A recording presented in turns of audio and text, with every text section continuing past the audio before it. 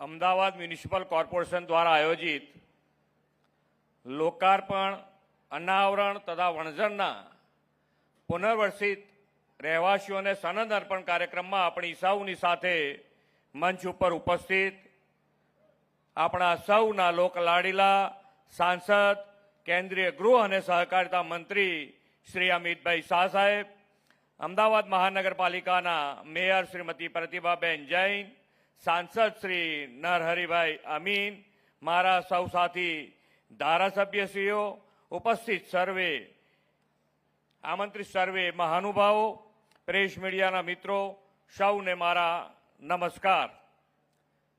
2025નું વર્ષ વિદાય લઈ રહ્યું છે। આ વર્ષ અમદાવાદ માટે વિકાસની હેલીનું અને વિશ્વ કક્ષાએ ગૌરવનું વર્ષ રહ્યું છે। વિશ્વ નેતા અને યશસ્વી વડાપ્રધાન શ્રી નરેન્દ્રભાઈ મોદી અને કેન્દ્રીય ગૃહ અને પ્રથમ સહકારિતા મંત્રી લોકલાડીલા સાંસદ આદરણીય શ્રી અમિતભાઈ શાહના પ્રયાસોની સફળતાથી કોમનવેલ્થ ગેમની યજમાની કરવાનો અવસર અમદાવાદને મળ્યો છે। 2025ના અંતિમ દિવસોમાં પણ આદરણીય શ્રી શાહ સાહેબના હસ્તે વિકાસ કામોની ભેટ મળી રહી છે। આદરણીય અમિતભાઈ શાહ સાહેબે પોતાના સંસદીય મત વિસ્તારને વિકાસમાં અગ્રીમ રાખવાનો નિર્ધાર કર્યો છે। વૈષ્ણવ દેવીથી સનાથલ સાબરમતી નદી સુધી રૂપિયા 330 કરોડના ખર્ચે તૈયાર થયેલ વેસ્ટર્ન ટ્રંક લાઇનનું તેમના જ હસ્તે આજે લોકાર્પણ થયું છે। વડાપ્રધાન શ્રી મોદી સાહેબ અને મુરબ્બી અમિતભાઈએ સામાન્ય માનવી, ગરીબ, વંચિત, છેવાડાના વ્યક્તિની રોટી, કપડાં, મકાનની પાયાની જરૂરિયાત સરળતાએ સંતોષવાનો સંકલ્પ કર્યો છે। આજે વણઝર ગામના પુનર્વાસિત 239 જેટલા ઘરોને સનદ વિતરણ તેમના જ એ સંકલ્પનું વધુ એક કદમ છે। લોકોના દુઃખને સમજે તે જ સાચો લોકસેવક, એ વાત આદરણીય શ્રી અમિતભાઈ શાહ સાહેબે સાર્થક કરી છે। વણઝર ગામની વર્ષોની સમસ્યા તેમના ધ્યાને આવતા તેમણે રાજ્ય સરકારના વિભાગો સાથે સંકલન કરીને સમસ્યાનું નિવારણ કર્યું છે। આ સનદ વિતરણનો કાર્યક્રમ વડાપ્રધાન શ્રી નરેન્દ્રભાઈ મોદીના નાગરિક દેવો ભવના મંત્રને સાકાર કરતો કાર્યક્રમ છે। આદરણીય શ્રી મોદી સાહેબે દરેક નિર્ણયના કેન્દ્રમાં નાનામાં નાના નાગરિકનું હિત રાખ્યું છે। આ અભિગમના કારણે શહેરોમાં ઇન્ફ્રાસ્ટ્રક્ચરની સાથે વધુ ગુણવત્તાવાળું જીવન બને તેવી સુવિધાઓનો દિવસે દિવસે વધારો થઈ રહ્યો છે। વર્લ્ડ હેરિટેજ સિટીના નાગરિકોના ઇઝ ઓફ લિવિંગને વેગ આપતો નવો પ્રકલ્પ અમદાવાદને મળી રહ્યો છે। પકવાન 4 રસ્તાથી ઇસ્કોન 4 રસ્તા સુધીના આધુનિકરણ થયેલા રિક્રિએશન એક્ટિવિટી સાથેના સ્ટેચનું લોકાર્પણ થવાનું છે।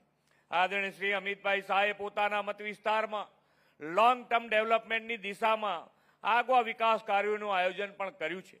તેમના પ્રયાસોથી ગાંધીનગર લોકસભા વિસ્તાર સૌથી હરિયાળો વિસ્તાર બન્યો છે। મિયાવાકી પદ્ધતિથી અર્બન ફોરેસ્ટના નિર્માણ કરીને ગ્રીન ઝોન અને ઓક્સિજન પાર્ક ઊભા કરવામાં આવ્યા છે। ઇન્ફ્રાસ્ટ્રક્ચરની સાથે શહેરોમાં હરવા ફરવાના સ્થળો વિકસે તે માટે લેક ડેવલપમેન્ટ, બાગ બગીચાઓનો વિકાસ, લાઇબ્રેરી, રમતગમત સંકુલો પણ ઊભા થયા છે।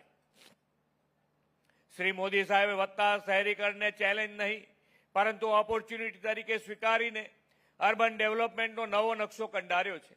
તેમણે શહેરોના વિકાસને પ્રાધાન્ય આપતા 2005માં શહેરી વિકાસ વર્ષ તરીકે ઉજવીને આયોજનબદ્ધ અને અસરકારક શહેરી વિકાસની દિશા આપી હતી।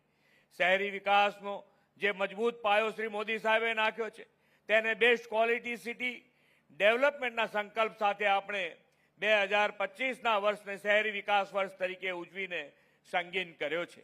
આ માટે શહેરી વિકાસના બજેટમાં ગયા વર્ષ કરતાં 40%નો વધારો કરીને 30,000 કરોડ રૂપિયા ફાળવ્યા છે। આપણે મહાનગરોના વિકાસ માટે ઝીણામાં ઝીણી બાબત પર કામ કરીને સિટીઝન સેન્ટ્રિક સિટીઝ બનાવવાના ધ્યેય સાથે આગળ વધ્યા છીએ। વડાપ્રધાન શ્રી નરેન્દ્રભાઈ મોદીના નેતૃત્વમાં આપણે વિકસિત ભારતનું નિર્માણ કરવું છે। એ માટે વડાપ્રધાનશ્રીએ પંચ પ્રણ આપ્યા છે, તેમાંનો એક પણ છે નાગરિક ધર્મનું પાલન। આવનાર વર્ષોમાં અમદાવાદ અનેક આંતરરાષ્ટ્રીય ઇવેન્ટનું કેન્દ્ર બનવાનું છે, ત્યારે આપણે સૌ નાગરિક ધર્મ નિભાવીને શહેરને સ્વચ્છ, રળિયામણું અને હરિયાળું બનાવવાનો સામૂહિક સંકલ્પ લઈએ એ જ અપેક્ષા સાથે વિરમું છું. ભારત માતા કી જય. વંદે માતરમ. જય જય ગરવી ગુજરાત.